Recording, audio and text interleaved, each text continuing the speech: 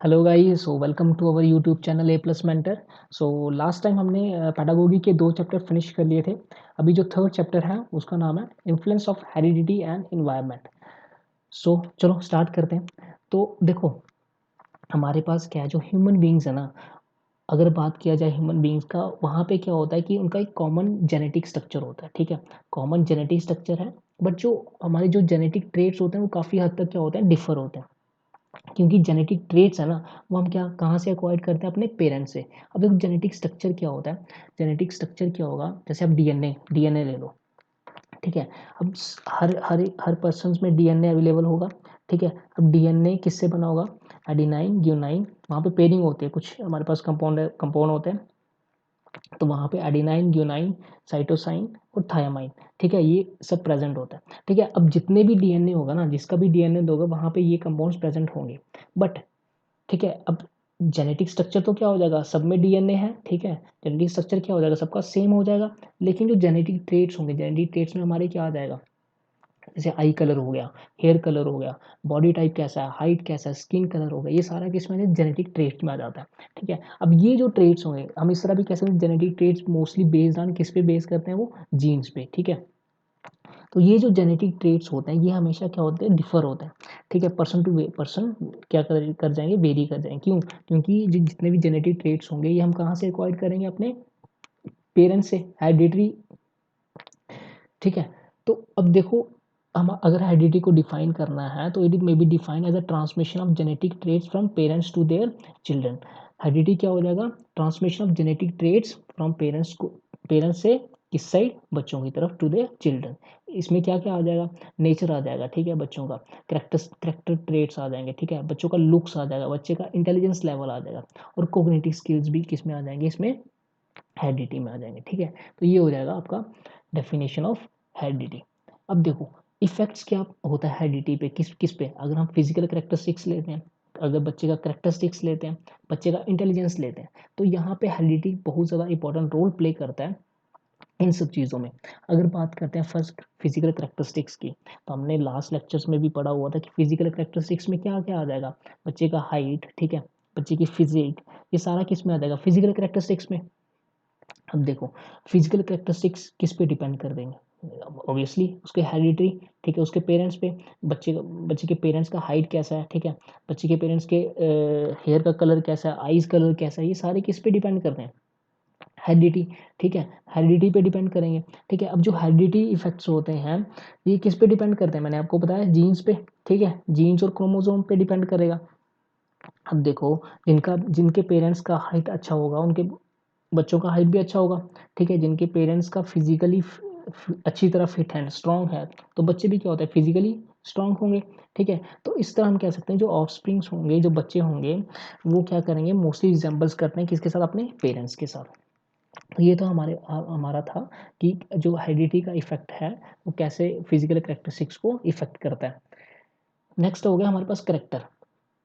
ठीक है, अब देखो मोस्टली जो करेक्टर होगा ना बच्चों का, वो जो बच्चों का नेचर होता है वो किस पे डिपेंड करेगा, वो सारा उस पे उसके पेरेंट्स पे डिपेंड करेगा। ठीक है, उसके पेरेंट्स का नेचर कैसा है, ठीक है, वो सारा बच्चे का नेचर भी वैसा ही होता है। ठीक है, अब देखो जो मॉरल डेवलपमेंट होगी बच्चे की, वो भी डिपेंड करती है किस पे, उनके पेरेंट्स पे। ठीक है, अब पेरेंट्स क्या करेंगे, मॉरल वैल्यूज ट्रांसफर करते हैं पेरेंट्स से, किसकी तरफ ट्रांसफर हो जाती है, बच्चों की तरफ। ठीक है, जो पेरेंट्स सिखाएंगे बच्चों को वही वो सीखेंगे। ठीक है, तो इसी तरह जो मॉरल डेवलपमेंट होगा, जो करेक्टर डेवलपमेंट होता है, वो मोस्टली डिपेंड करता है इनके पेरेंट्स पे।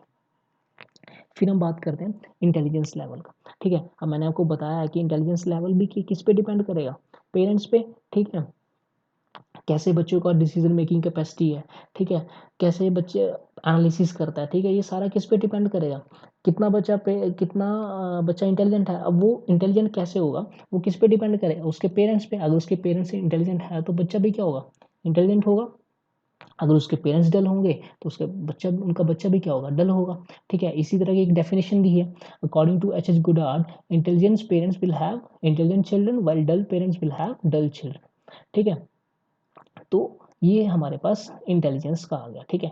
The mental abilities inherited by child determines how the child develops emotionally. अब मेंटल एबिलिटीज जो हैं वो उनसे भी हमें काफ़ी ज़्यादा पता लगता है किसका, चाइल्ड का इमोशन लेवल का, ठीक है। The kind of emotion development in child effects the way a child develops his social, moral and linguistic skills. अब इमोशन लेवल पे ही काफ़ी सारे उसके सोशल स्किल्स, मॉरल स्किल्स और लैंग्वेज स्किल्स डिपेंड करते हैं, ठीक है। तो ये हमारे पास क्या हो गया आपका, इंटेलिजेंस कैसे इफेक्ट करती है, जो हेरिडिटी है वो कैसे इफेक्ट करती है आपकी इंटेलिजेंस को, ठीक है। तो नेक्स्ट हम बात करते हैं सिग्निफिकेंस और इंपॉर्टेंस ऑफ हेरिडिटी। अब आपने देख ही लिया कि हेरिडिटी क्या है, काफ़ी ज़्यादा इंपॉर्टेंट रोल प्ले करती है बच्चे की डेवलपमेंट में, ठीक है। अगर बच्चे के पेरेंट्स इंटेलिजेंट है तो बच्चा भी इंटेलिजेंट होगा, ठीक है। अब कुछ बच्चों का एनालिटिकल इंटेलिजेंस ज़्यादा होता है, ठीक है, कुछ बच्चे हाईली क्रिएटिव होते हैं, ठीक है, और कुछ का प्रैक्टिकल इंटेलिजेंस होता है, ठीक है। अब ये सारा किस पे डिपेंड करेगा, उसके पेरेंट्स पे और जो हेरिडिटरी इफेक्ट्स होंगे, ठीक है। अब देखो पेरेंट्स और बच्चों को क्या, टीचर्स को क्या करना चाहिए, इन चीज़ों को ऑब्जर्व करना चाहिए और बच्चों के इन क्वालिटीज़ को ऑब्जर्व करके इनका और डेवलपमेंट करना चाहिए, ठीक है। तो अब देखो एक चीज़ और आ गया कि जो हेरिडिटरी होती है ना वो एक बच्चे की मैच्योरिटी लेवल को भी डिटरमाइन करती है, ठीक है।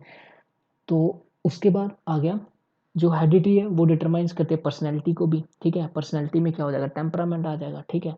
तो उसमें क्या हो जाएगा, अगर बच्चे का टेम्परामेंट अच्छा है, ठीक है, किसी इंडिविजुअल का टेम्परामेंट अच्छा है तो वो क्या करेगा, उसका जो एक्टिविटीज़ जनरल को जो काम कुम करेगा वो क्या होता है, अच्छा होता है, ठीक है। वो ईजिली डिस्ट्रैक्ट नहीं होता चीज़ों से, ठीक है, ईजिली इरिटेट नहीं होता, ठीक है, ईजिली अडॉप्टेशन कर लेता है अपना, किसी भी जगह में अडॉप्ट हो जाता है ईजिली, ठीक है, ज़्यादा शाय नहीं होगा, ठीक है, एडवेंचरस होता है, ठीक है। तो ये सारा किस में आ जाता है आपका, हेरिडिटी में, ठीक है।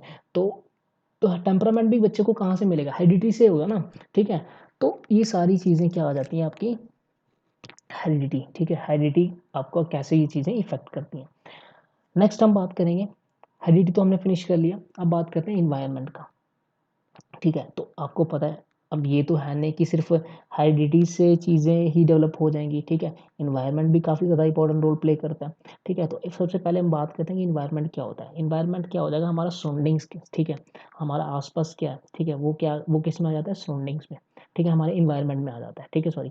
तो अब देखो जो इन्वायरमेंट था ना ये एक फ्रेंच वर्ड से डिराइव किया गया जिसका मीनिंग फ्रेंच वर्ड था इन्वार्निया, जिसका मीनिंग क्या होता है, टू सराउंड, ठीक है। हमारे आसपास क्या चीज़ें उसमें वो किस में आ जाती हैं, इन्वायरमेंट में, ठीक है। अब देखो इन्वायरमेंट को हम इस तरह भी कह सकते हैं कि जिस कि ऑर्गेनिज्म कहाँ पे रह रहा है, इन विच ऑर्गेनिज्म लिव, ठीक है। अब एक चीज़ हो गया जो हमारे ह्यूमन बींग्स है ना वो काफ़ी ज़्यादा फास्ट इंटरेक्ट करते हैं इन्वायरमेंट के साथ as compare to other living beings, ठीक है। अब ह्यूमन बींग्स आसपास किससे सराउंडेड है, एयर, वाटर, वेजिटेशन, ठीक है, माउंटेन्स, प्लेट्यूज, रिवर्स और भी काफ़ी ज़्यादा ऑब्जेक्ट्स हैं। अब ये सारी चीज़ें मिलके क्या बनाती हैं, हमारा एनवायरनमेंट बनाती हैं, ठीक है। पता लग गया एनवायरनमेंट क्या होता है। अगर हम कुछ और वर्ड्स में एनवायरनमेंट क्या कह सकते हैं कि environment refers to those which surround the living beings from all sides and affect their life in total. अब आपने देखा कि इन्वायरमेंट के हमारे इन्वायरमेंट के आसपास क्या-क्या है, एयर, वाटर। अब ये सारी चीज़ें हमारी क्या करती हैं, हमारी लाइफ को इफेक्ट इफेक्ट करती हैं। तो ये भी सारा क्या आ जाएगा, ये भी एक तरह की डेफिनेशन हो गया कि ऐसे ह्यूमन बीइंग जिन चीज़ों से सराउंडेड है और वो चीज़ें कैसे उसकी लाइफ को इफ़ेक्ट करती हैं वो सारा इस किस में आ जाएगा, एनवायरनमेंट में, ठीक है। तो एनवायरनमेंट क्या है, काफ़ी ज़्यादा इंपॉर्टेंट रोल प्ले करती है डेवलपमेंट ऑफ ह्यूमन लाइफ। तो हम इस तरह कह सकते हैं कि जो एनवायरनमेंट का कंट्रीब्यूशन है ह्यूमन लाइफ की डेवलपमेंट में वो इक्वली है अगर हम बात करते हैं हेरिडिटी की, ठीक है। हेरिडिटी भी जितना रोल प्ले करेगी डेवलपमेंट ऑफ चाइल्ड में उतना ही एनवायरनमेंट भी प्ले करता है, ठीक है। तो ये हमारे पास देखते हैं कि एनवायरनमेंट का कैसे इफेक्ट पड़ता है चाइल्ड डेवलपमेंट में। कुछ फैक्टर्स हैं हमारे पास, वन बाय वन डिस्कस करेंगे। Environment affects the development of a child in various ways, they are as follows. तो वन बाय वन फैक्टर्स को डिस्कस करते हैं। फर्स्ट हमारे पास आएगा फिजिकल डिसिमिलरिटीज। अब देखो आपको देखा ही है आपने कि जो फिजिकल फीचर्स हैं मोस्टली किस पे डिपेंड कर रहे हैं, हेरिडिटी पे, ठीक है। लेकिन अगर देखा जाए तो इन्वायरमेंट भी काफ़ी ज़्यादा इंपॉर्टेंट रोल प्ले करता है हमारे फिजिकल फीचर्स को डेवलप करने में। कैसे, अब देखो अगर हम कुछ लोकेशंस की बात करते हैं, जैसे अगर लोकेशन को चेंज करेंगे तो वहाँ पे जो फिजिकल फीचर्स भी क्या होते हैं, डिफर हो जाते हैं। अगर हम हिली एरियाज़ की बात करते हैं और उसको कंपेयर करते हैं किसी प्लेन एरियाज़ में, हिलीज एरिया में, जब माउंटेन एरिया में जो हमारे पास क्या बोलते हैं, जो पर्सन्स हैं, जो लोग हैं, वहाँ पे हाइट क्या होता है, कम होता है एज़ कम्पेयर टू, अगर बात करते हैं हम किसका, प्लेन एरिया में। प्लेन एरिया में लोग ज़्यादा टॉल होते हैं, ठीक है, ज़्यादा हाइट होता है उनका, और उनका जो फिजिकल लेवल होगा वो भी ज़्यादा स्ट्रांग होता है एज़ कम्पेयर टू हिलीज एरिया में, ठीक है, वहाँ पे हाइट क्या वाला होता है, लोगों का शॉर्ट होता है। तो ये आ गया हमारे पास कि जो कभी कभी इन्वायरमेंट जो होता है वो भी एक रोल प्ले करता है हमारे फिजिकल डेवलपमेंट में। सेकेंड आ गया effect on superiority of races. अब देखो, कुछ हमारे पास पर्सन्स, कुछ रेसिस होता है, कुछ रेसिस के अगर पर्सन्स के कंपैरिजन किया तो वो ज़्यादा इंटेलेक्चुअल है, ठीक है, as compare to other races, ठीक है, बिकॉज ऑफ इन्वायरमेंट, ठीक है, not because of heredity, because of environment, ठीक है। हम देखते हैं, हम कुछ एग्जांपल ले लेते हैं, ठीक है। अगर एक कोई लीडर है, हम उसके बच्चे को क्या करते हैं, एक ऐसे इन्वायरमेंट में रख देते हैं जहाँ पे लोगों का इंटेलेक्चुअल लेवल कम है, ठीक है, और वहाँ पे लोगों का जो कल्चरल है वो भी ऐसे ही है, ठीक है। तो वहाँ पे उस जो बच्चे का डेवलपमेंट होगा ना, वो इतना नहीं हो पाएगा, ठीक है। उसका जो इंटेलेक्चुअल लेवल होगा, ठीक है, जो उसका अपने कल्चर, जो उसने कल्चर के बारे में कम सीखेगा, ठीक है, उसका इंटेलेक्चुअल लेवल कम होगा, ठीक है, वो अपने फादर की तरह एक प्रॉपर लीडर नहीं बन पाएगा, ठीक है, क्योंकि उसके अंदर वैसे स्किल ही डेवलप नहीं हो पाएंगे। तो यहाँ पे हम ये कह सकते हैं कि जो सोशल इन्वायरमेंट होगा, जो कल्चर इन्वायरमेंट होगा, वो भी काफ़ी ज़्यादा इंपॉर्टेंट रोल प्ले करता है। तो यहाँ पे हम कह सकते हैं कि जो हमारी कुछ रेसिस हैं, ठीक है, उनका जो कल्चर सोशल इन्वायरमेंट क्या है, वो एक अच्छा इन्वायरमेंट है, वहाँ पे उनका जो डेवलपमेंट है वो अच्छी तरह हो पाया है, जिसके कारण वो अच्छा स्कोर करते हैं बाद में, ठीक है। तो ये हमारे पास आ गया effect on superiority of races. फिर इफेक्ट ऑन पर्सनैलिटी, ठीक है। अब देखो, जो हमारे पास पर्सनैलिटी डेवलपमेंट होता है वो भी काफ़ी ज़्यादा किस पे डिपेंड करता है, इन्वायरमेंट पे, ठीक है। हेरिडिटी पे तो डिपेंड करेगा करेगा, लेकिन इन्वायरमेंट भी काफ़ी ज़्यादा इंपॉर्टेंट रोल प्ले करता है, ठीक है। अगर हम बात कर लेते हैं, कोई एग्जांपल लेते हैं हम, ठीक है, जैसे हम कुछ कुछ लोग ना गरीब भी होते हैं, ठीक है, पोर, जिनका इनकम कम हो, ठीक है, जो पोर फैमिलीज़ को बिलोंग करते हैं, लेकिन अगर उनको अच्छा बेटर इन्वायरमेंट दिया जाए तो वो अपनी कैपेबिलिटीज़ के अकॉर्डिंग डेवलप कर जाते हैं, ठीक है, ठीक है। तो इस तरह हम कह सकते हैं कि उनको, उनका पर्सनैलिटी डेवलप कर जाएगा, लेकिन अगर हम उसको उनको अगर अच्छा इन्वायरमेंट देंगे, अच्छा फैसिलिटीज़ देंगे, तो वो अच्छी तरह प्रॉपर डेवलपमेंट कर सकते हैं, ठीक है।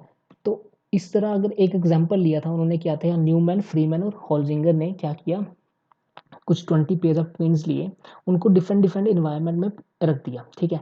उन्होंने एक ट्विन को कहाँ कर दिया, एक रूरल एरिया में रख दिया, और एक पेयर ऑफ ट्विन को कहाँ पे रख दिया, एक अर्बन एरिया में, जो यहाँ पे क्या सोशल और कल्चरल फैसिलिटीज़, सारी फैसिलिटीज़ बच्चों को दिया गया था। अब दोनों बच्चे बड़े हो गए, अब क्या हुआ, जब उन्होंने बच्चों को ऑब्जर्व किया तो उन्होंने काफ़ी सारे डिफरेंसेस पाया बच्चों के अंदर।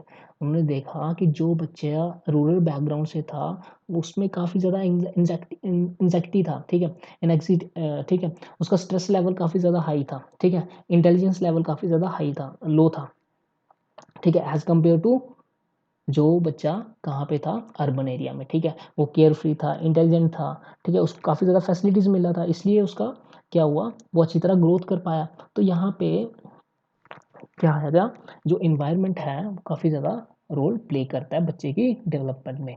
इसी तरह मेंटल ग्रोथ पे इफेक्ट ऑन मेंटल ग्रोथ, तो साइकोलॉजिस्ट गार्डन ने क्या बोला, the mental growth slows down in human being in the absence of proper social and cultural atmosphere. अगर हम बच्चे को एक प्रॉपर सोशल और कल्चरल एटमॉस्फेयर ना देंगे तो बच्चे का जो मेंटल ग्रोथ होगा वो काफ़ी ज़्यादा हद तक स्लो ग्रोथ होगा, ठीक है। उसने एक स्टडी कंडक्ट की किस पे, रिवराइन एरियाज़ में जो बच्चे रहते थे, रिवराइन एरिया मीन जो रिवर के आसपास जो एरिया होंगे, वहाँ पे जो बच्चे रहते थे, उसने क्या किया, उसने देखा कि वहाँ का जो इन्वायरमेंट था वो काफ़ी ज़्यादा बैड था, ठीक है, और वहाँ पे away from good effects of society, ठीक है, और उसके कारण क्या हुआ, जो बच्चों का मेंटल डेवलपमेंट था वो क्या हो गया, रुक गया था, ठीक है, but also hampered due to their environment, क्योंकि उनको बच्चों को वैसा इन्वायरमेंट ही नहीं मिल पाया कि उनका मेंटल ग्रोथ अच्छी तरह हो जाए। तो यहाँ पे क्या हो जाएगा, जो इन्वायरमेंट है वो क्या करेगा, बहुत ज़्यादा रोल प्ले करेगा आपका बच्चे की मेंटल ग्रोथ में भी।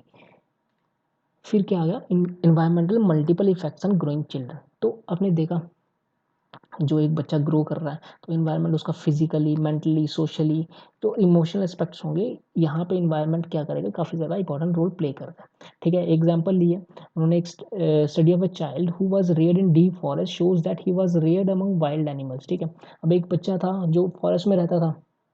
अब फॉरेस्ट में और क्या है, वाइल्ड एनिमल रहते हैं। ठीक है, अब सब hunters got hold of this child in 1979। कुछ लोगों ने उसको पकड़ा कब, 1979 में। At that time he was 11 और 12 ईयर्स ओल्ड। वो कितने साल का था, 11 और 12 साल का। लेकिन उसका फिजिकल फीचर्स कैसा था, जैसे एनिमल्स का था। ठीक है, वो इवन की जो वो वॉक करता था वो किससे, अपने हैंड्स की तरह, हैंड्स और लेग से वॉक करता था, क्रॉलिंग की तरह। ठीक है, एंड ईट रॉ मीट, और कच्चा मीट खाता था। ठीक है, जैसे एनिमल्स खाते हैं। He was not able to think and speak like human. वो ह्यूमंस की तरह बोल नहीं सकता था। ठीक है, ना ही वो ह्यूमन की तरह सोच सकता था। ठीक है, और उसको all the efforts to educate and make him civilize failed. और बहुत सारे एजुकेटेड एफर्ट्स, एजुकेशन उसको प्रोवाइड किया गया, लेकिन वो सारे एफर्ट्स क्या हो गए, फेल्ड हो गए उसको एक प्रॉपर, एक अच्छी डेवलपमेंट उसका करवाने के लिए। तो यहाँ पे पता लग गया कि बच्चे को जिस इन्वायरमेंट में रखा जाएगा तो वो उसी के अकॉर्डिंग उसका डेवलपमेंट होगा। ठीक है, अब हमारे पास कुछ डिफरेंस है, नेचर वर्स नर्चर। ठीक है, अब नेचर क्या है, नेचर अगर रेफर्स टू जेनेटिक इन्फ्लुएंस। ठीक है, नेचर नेचर क्या हो जाएगा, जो हमें हम चीज़ें कहाँ से, जो हम जीन जेनेटिक इन्फ्लुएंस करेगा हमारा। ठीक है, जो हमारे जीन्स इन्फ्लुएंस करेगा। ठीक है, और जो ट्रेड्स हम क्या करेंगे, अपने पेरेंट्स से लेते हैं। ठीक है, वो हमारे पास नेचर में आ जाएंगे। ठीक है, और नर्चर में क्या आ जाएगा, इन्वायरमेंट। ठीक है, इन्वायरमेंट जो रोल प्ले करेगा बच्चे के डेवलपमेंट में।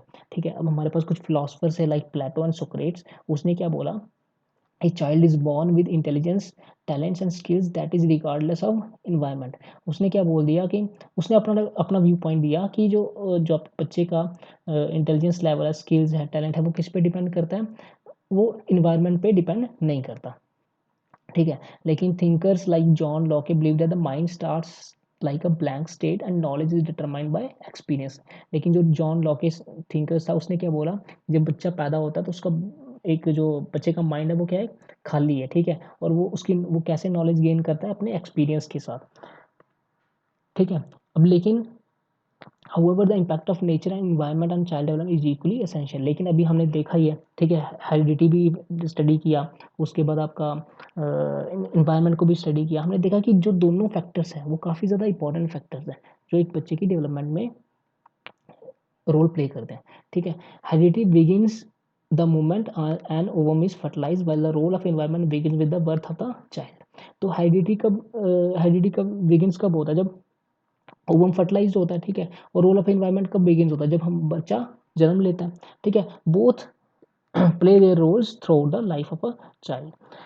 ठीक है, अब ये दोनों रोल प्ले करते हैं बच्चे की डेवलपमेंट में।